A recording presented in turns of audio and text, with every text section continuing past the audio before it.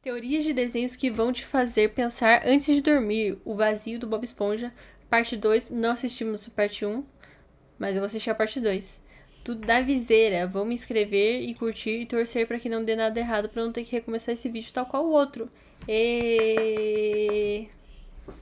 Eu sempre notei algo de estranho no restaurante mais famoso da Fenda do Biquíni, o Siri Cascudo. Aberto para sempre. As aparências, Alto, né? ele é só um restaurante famoso comum, mas é justamente isso que o seu siriguejo quer que você pense. Porque na real, o Siri Cascudo não é um simples restaurante. Ele guarda um segredo oculto e perturbador, algo macabro que podemos analisar em vários momentos. Existe um sentimento que todos nós fãs de Bob Esponja conhecemos bem, mesmo que nunca tenhamos parado para nomeá-lo. É uma sensação de vazio que paira sobre o restaurante mais famoso da Fenda do Biquíni. Não importa o quão barulhento ou cheio de vida ele pareça, há um eco de solidão em seus corredores. Uma quietude por trás da risada do Bob Esponja. É a sensação de que nos cantos escuros, onde a luz da cozinha não alcança, algo está sempre nos observando. Pode parecer Imagem loucura, perturbadora mas se a do gente seu juntar as siriguejo. peças, faz total sentido. 3 episódios icônicos, quando vistos por essa perspectiva, revelam uma história de terror. Vamos analisar o Turno Macabro, a festa de Halloween e o dia que seu siriguejo Bob Esponja cometeram Não ironicamente, não tô fazendo isso pra me aparecer, porque é um dia que eu estou só assistindo coisas de terror e fazendo coisas de terror, que é basicamente toda a minha live, mas tudo bem. Mas é simplesmente por questão de gosto mesmo.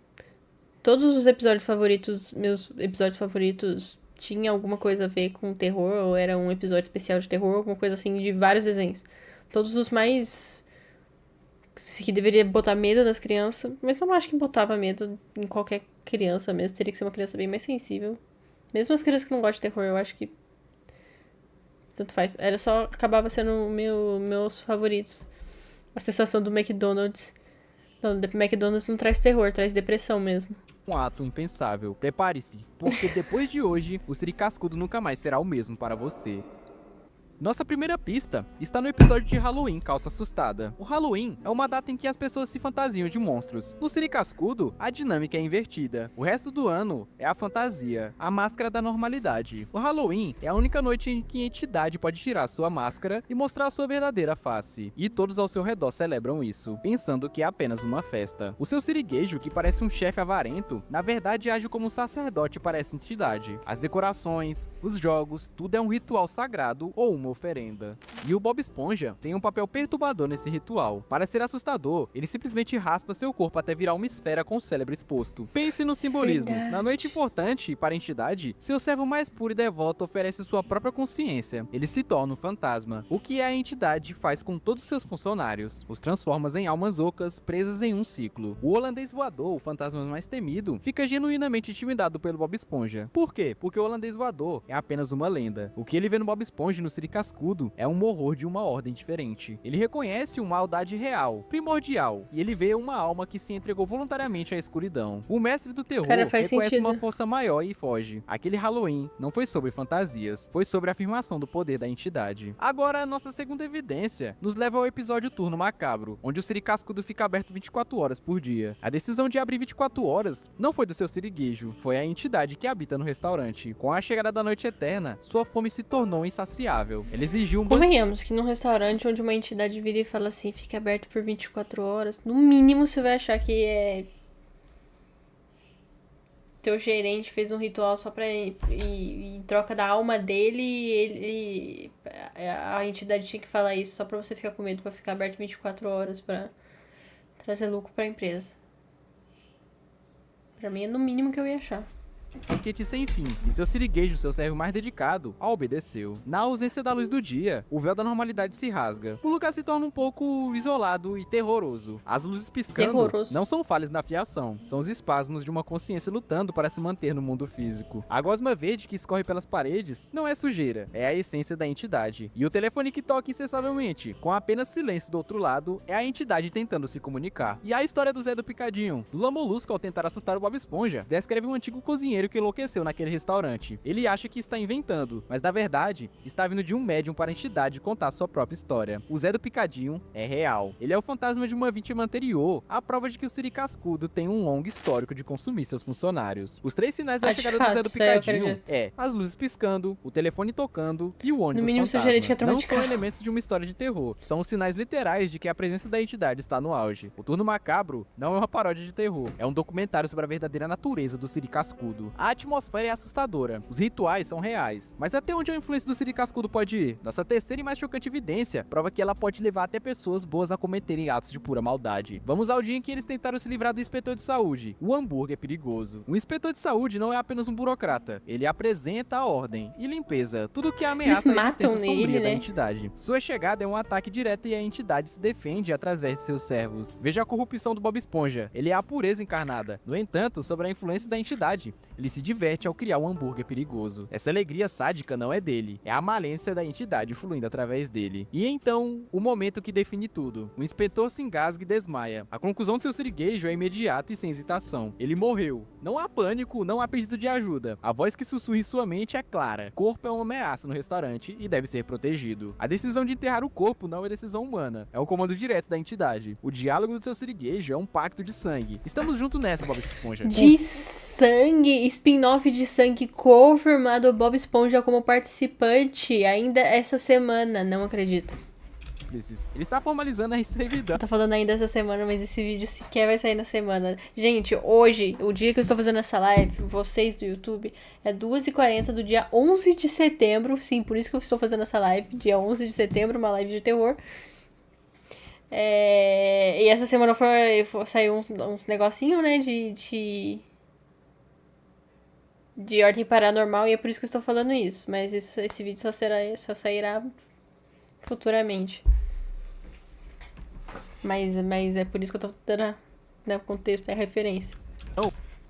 De ambos ao seu mestre sombrio. Eles não estão salvando o negócio, estão apaziguando dos seus antigos e ciumento. Este episódio mostra o quão longe a influência do Siri Cascudo pode ir, transformando seus cativos em monstros. E então as peças se encaixam, né? O episódio de Halloween mostrou seu ritual anual. O Turno Macabro revelou a atmosfera de predador do restaurante. E o hambúrguer perigoso mostrou a sua diretriz de autopreservação a qualquer custo. A entidade do Siri Cascudo não desapareceu. Ela está lá. Em cada episódio, ela é a razão da paranoia do seu siriguejo, da depressão do Lula Molusco e da necessidade frenética do Bob Esponja de trabalhar, são todos sintomas de uma possessão lenta e duradoura. Então da próxima vez que você assistir, ignore as cores, preste atenção no silêncio, no vazio entre as mesas e pergunte a si mesmo: se o Siri Cascudo é um lugar de trabalho tão terrível, por que ninguém nunca vai embora? Talvez a resposta seja simples: eles não podem. A armadilha, uma vez fechada, nunca mais solta sua presa. Trabalhar em supermercado. Mas ainda restou uma ponta solta, da qual não podemos esquecer nesse mistério: o principal vilão que orquestra todos esses funcionários para alimentar a entidade, o seu siriguejo. Aos olhos de todos, ele é apenas um chefe maluco, mas ele é muito mais que isso. E é isso que vamos entender agora: como e por que o seu siriguejo é o ser mais perigoso de toda a fenda do biquíni. Porque ele é tomado pelo pecado da luxúria. Luxúria? Não é luxúria, o pecado... Não é luxúria, né? Tô certo ou errado? Palavra: avarento, ganancioso e pão duro. Mas se eu te Avareza. disser que a gente entendeu tudo errado, Avareza. a obsessão dele por dinheiro não é sobre riqueza, é sobre poder, é sobre alimentar a entidade que deu a ele tudo o que ele tem. Pensa comigo, o dinheiro na nossa sociedade é uma representação de energia, de tempo e de Energia, vida gasta. sangue e Cada moeda energia, que esse entra cara naquele foi de ordem caixa da paranormal, registradora certeza. não é só um metal, é um tributo, é uma oferenda. Maior facção criminosa de todos os tempos, união de sangue e energia.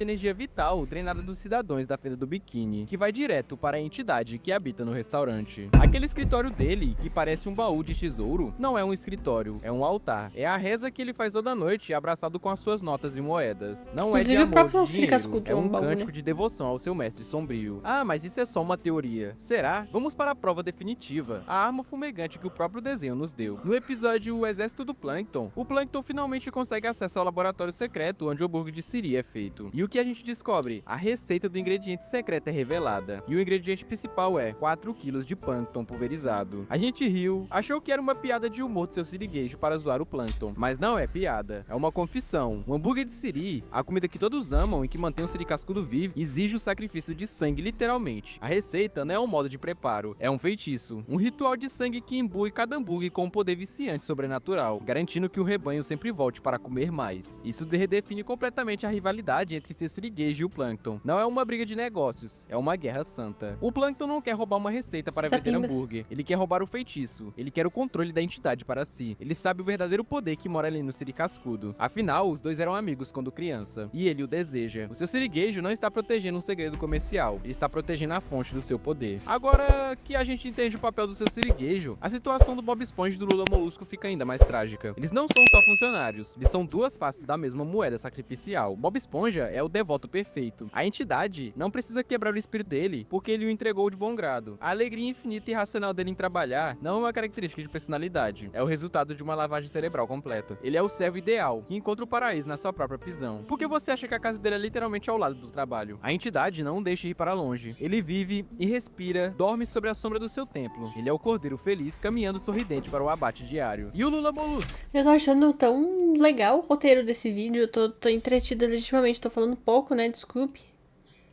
Tô achando muito legal o roteiro do vídeo, as palavras que ele tá usando, muito... Que incrível. Ah, o Lula Molusco é a parte mais triste dessa história. E a gente fica prestando atenção, porque um dos desenhos que eu mais achava que era bobo, só tinha umas coisas perturbadoras, assim, trazer choque e tal, que atrai criança. Era Bob Esponja, eu achei que era o desenho mais bobinho que tinha, e daí ele tá trazendo uma teoria super elaborada, assim, e você fica, uau, caramba. Não acredito, tá entendendo?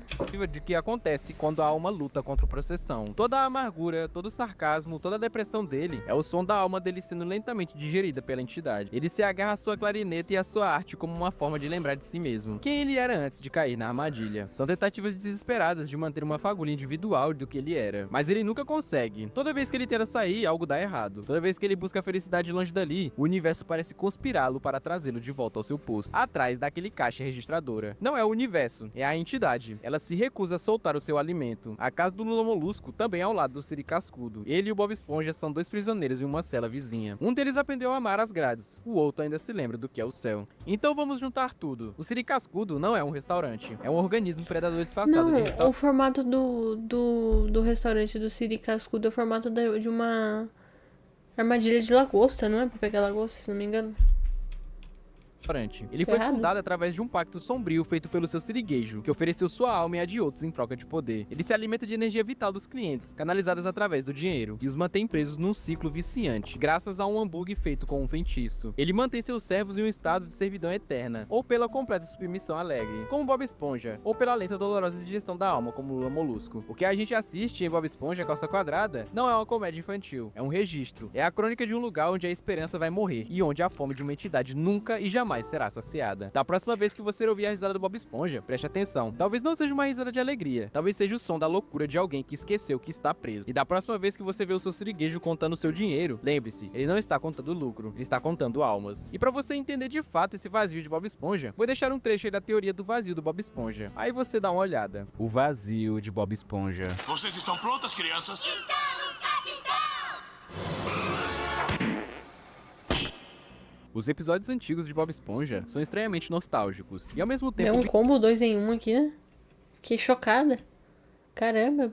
bizarros, tanto pelas cores estranhas, como pelas histórias macabras que os episódios retratavam. O exemplo é o Zé do Picadinho, que todo mundo conhece. Mas hoje nós vamos falar sobre um fenômeno profundo sobre o Bob Esponja. Eu vou te explicar o que de fato é o vazio desse desenho, e desvendar um segredo que estava enterrado há séculos, que ninguém, quando digo absolutamente ninguém, sabia a resposta. E eu vou te revelar esse mistério que você é obrigado a saber no fim do vídeo. Nós vamos dividir esse vídeo em partes, então presta muita atenção para não perder nada. Começando com o que de fato é o vazio. É aquilo que não tem nada, ou pior, aquele lugar que parece estar vazio, mas que de algum jeito dá a sensação de que algo pode estar te observando. Todo mundo já viveu isso de alguma forma. Pode ter sido voltando sozinho pra casa à noite, entrando em um lugar a sensação de jogar Minecraft sozinho. A gente viu um vídeo sobre isso há um bom tempo atrás. Eu, digo-se de passagem, eu detesto jogar Minecraft sozinha. deserto, ou até sem querer, olhando para o mar Vazio, escuro. você disse vazio. Isso daí tinha referência to Thunderbolts. Marvel Thunderbolts. Isso daí tinha referência to Bob Reynolds. Desculpa, gente, eu sou muito nerd. Tudo eu acho que é uma referência pra algum outro assunto mais nerd ainda, né? Meu Deus do céu, tem que sair um pouco dessa vida.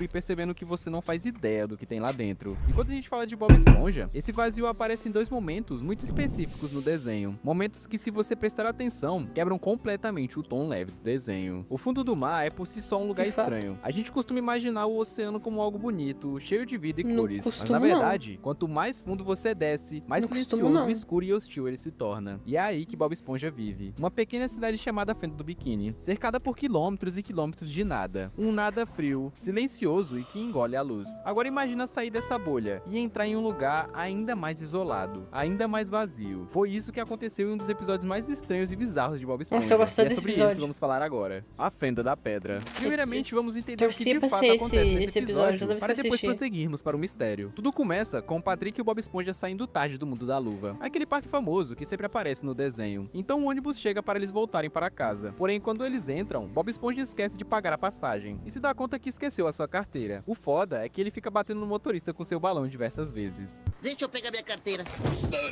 Não, pera. Deixa eu olhar do outro bolso. Não. Patrick, dá um trocado aí. O motorista fica extremamente puto com ele e manda ele se sentar de uma vez. Obrigado, senhor.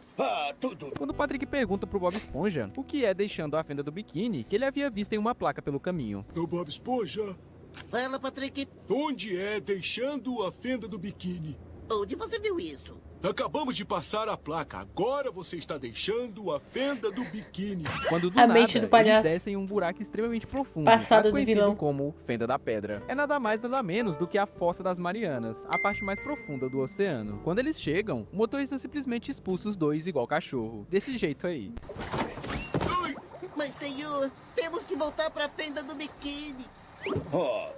E o pior é que Nossa, isso não é nem o sério? ápice do vazio que ainda vai acontecer. Não sei Nossa, vocês, mas esses cera na minha episódios barriga. passam uma vibe mística. É como se algo nos observasse nesse episódio. Eu sentia isso quando eu era criança e continuo sentindo hoje a mesma sensação. O que nos tá, no mostra episódio. que isso definitivamente não é normal. Mas, além da parte bizarra do episódio, tem algo que me faz rir até hoje. É uma piada que se encaixa perfeitamente nos dias atuais. olha, eu não consigo nem distinguir os banheiros. Isso vai ser fácil, Patrick. É só esperar alguém sair e aí a gente fica sabendo.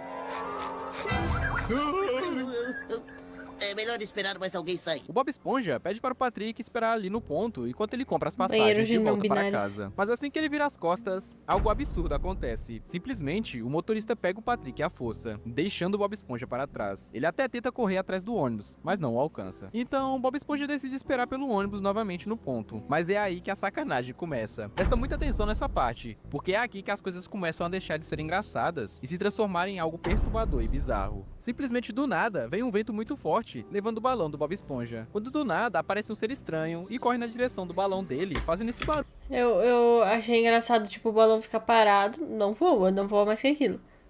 Mas ele zarpa dali. Eu também gosto dessa referência, porque só nas partes mais fundas que tem esse peixinho aí, né? Estranho pela boca. Segura esse ônibus! De novo, não! Com licença, senhor. Pode me ajudar?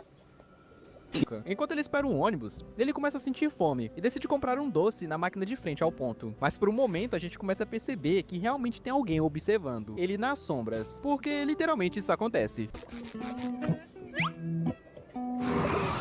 Espera!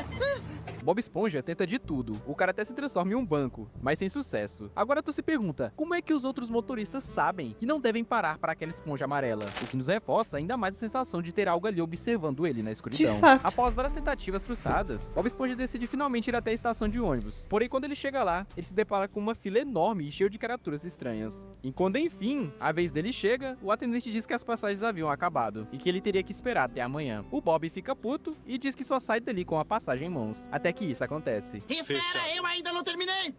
Você está me ouvindo? Exijo que é uma escuridão bem avançada. Ei, se eu fechar os meus olhos, não vai parecer tão escuro. Então, com medo desses barulhos estranhos, ele sai correndo. Mas quando percebe, era apenas aquele peixe estranho que ele tinha visto mais cedo. Ele recuperou o balão do Bob Esponja, mas antes que o Bob perceba, ele o amarra na sua mão, fazendo ele voltar para a superfície e assim o episódio acaba. Mas o estranho é que esse episódio não teve uma pitada de humor como todos, e muito menos seu final Só terminou esse do sem balão. nenhuma explicação. Ou seja, tinha algo bizarro escondido nesse episódio. E é isso que vamos entender no próximo da lista. Mas primeiro, se você gosta de curiosidades diversas e interessantes, se inscreve no meu segundo canal, Davizeira Explica. Os vídeos lá vão ser parecidos com os daqui, mas com temas mais curiosos. Eu vou deixar Perdão, o link no pausei comentário no impulso, fixado e gente. na descrição desse vídeo. Se você quiser assistir o vídeo completo, vou deixar aí no comentário fixado para vocês assistirem. Chegou a hora que você chama o ADM de maluco nos comentários com essas teorias bizarras. Deixa aqui embaixo o que você achou dessa teoria maluca e se inscreve no canal para não perder nenhum vídeo. Tamo junto. É definitivamente uma teoria maluca. Eu Não faz nunca o- imaginei. Oxe, é literalmente próximo. Que viagem.